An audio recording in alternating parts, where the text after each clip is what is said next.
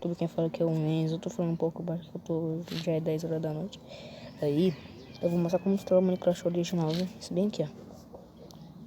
Aí você vai precisar entrar no Google, pesquisar esse nome bem aqui, deixar o aplicativo verde, tem um chifrinho, isso aqui eu vou botar, colocar aqui, ó. Coloquei aqui.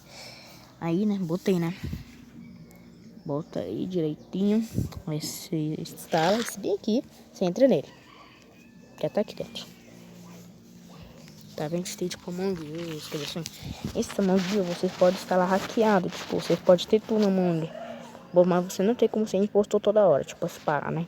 Aqui, ó, é isso aqui. Indo aqui, ó. Você vem no primeiro, você vem aqui no primeiro e clica. Aqui, ó.